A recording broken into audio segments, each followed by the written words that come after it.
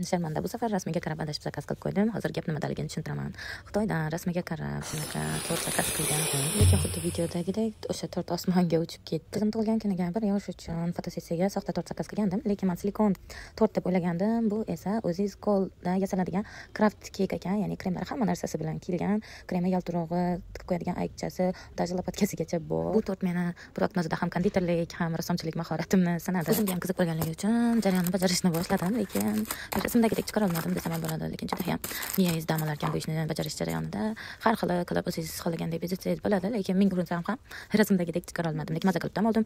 Kremlarni ortib ham qo'yganda jiyanim kelgan kunida buni u men uchun oldirib sizga xohlajon, menga bering buni deb maza qilib o'ynab, kremlarini tortni sumkasiga solib uyga olib ketib qoldi. Qolgan kunga bo'lsa haqiqiy tort zakaz qildim. Fotosessiya uchun deb oldirgan narsam jiyanim uchun maza qilib o'ynaydigan o'yinchoq bo'ldi. Siz ham farzandingizni qo'l motorikasini ham o'zini tasvirlash, ijodiy mahoratini oshirish uchun bemalol zakaz qilib bersangiz bo'ladi. Maza qilib o'ynab, o'zi xohlagancha bezaklar shakllab berib, tortni bezatadi.